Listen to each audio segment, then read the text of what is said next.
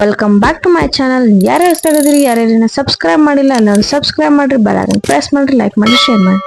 After long time video ಹಾಕಾಗತ್ತೀನಿ, ಎಲ್ಲರೂ ನೋಡ್ರಿ. ನಾನಿವತ್ತು ಸಬ್ಬಸ್ಗಿ ಪಲ್ಯ ಮತ್ತು ರೊಟ್ಟಿ ಮಾಡಿದ್ದೆ. ನಾನು ಸಬ್ಬಸ್ಗಿ ಪಲ್ಯ ಯಾವ ರೀತಿ ಮಾಡಿದೆ ನಿಮಗೆ ತೋರಿಸ್ತೀನಿ ಬರ್ರಿ. ಫಸ್ಟ್ ಸಬ್ಬಸ್ಗಿನ ಎಲ್ಲ ಕಟ್ ಮಾಡಿ ಇದನ್ನ ಸೋಸ್ಕೊಂಡು ಸ್ವಚ್ಛಂಗ ತೊಳೆದು ಇಟ್ಕೊಂಡಿದ್ದೆ. ನೀರ್ ಬಸದ ಸನ್ಗಿ ಹಾಕೊಂಡಿನಿ. ಹಂಗ ಬ್ಯಾಳಿನೂ ಒಂದ್ ಸ್ವಲ್ಪ ನೆನಿಲಿಕ್ಕೆ ಇಟ್ಟಿದೆ. ನಾನೀಗ ಸಬ್ಬಸ್ಗಿನಿ ಎಲ್ಲಾನು ಚಲೋ ತಂಗ ಸಣ್ಣಂಗ ಕಟ್ ಮಾಡ್ತೀನಿ. ಸಣ್ಣಂಗ ಎದೆ ಕಟ್ ಮಾಡ್ಬೇಕಂದ್ರ ಮೀನ್ಸ್ ಹಲ್ ಇರ್ತೈತಲ್ಲ, ಹಲ್ ಒಳಗ ಸಿಕ್ಕೋಬಾರ್ದು ತಿನ್ನೋ ಮುಂದಾಗ ಅಂತೇಳಿ ಅನ್ನೋ ಸಂಬಂಧ ಸಣ್ಣಂಗ ಕಟ್ ಮಾಡ್ಬೇಕು. ಈಗ ಒಂದ್ ಬುಟ್ಟಿ ತಗೊಂಡಿನಿ, ಆ ಬುಟ್ಟಿಗೆ ಆಯಿಲ್ ಹಾಕೊಂಡಿನಿ. ಆಯಿಲ್ ಹಾಕಿ ಬೆಳ್ಳುಳ್ಳಿನ ಒಂದಿಷ್ಟು ಸೋಸ್ಕೊಂಡು ಜಜ್ಜಿನ ನಾನು ಒಂದ್ ಬೆಳ್ಳುಳ್ಳಿ ಜಜ್ಕೊಂಡು ಅದನ್ನೀಗ ಎಣ್ಣೆ ಒಳಗ ಫ್ರೈ ಮಾಡ್ಕೋತೀನಿ.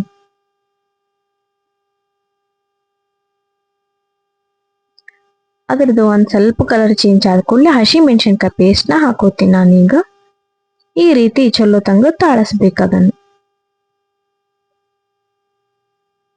ಈಗ ಅದ್ರೊಳಗ ಸಬ್ಬಸ್ಗಿನ್ ಕಟ್ ಮಾಡಿ ಇಟ್ಟಿದೆಲ್ಲ ಆ ಸಬ್ಬಸ್ಗಿನ್ ಹಾಕಿ ಅದನ್ನು ಚಲೋ ತಂಗ ತಾಳಸ್ಕೊಂಡು ಅದ್ರೊಳಗ ಬ್ಯಾಡಿನೂ ಹಾಕ್ತೀನಿ.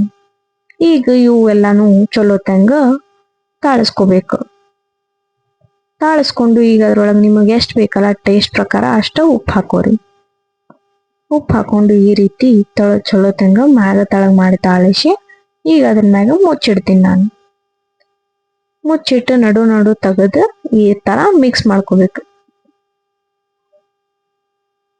ಸಬ್ಬಸ್ಗಿ ಪಲ್ಯ ರೆಡಿ.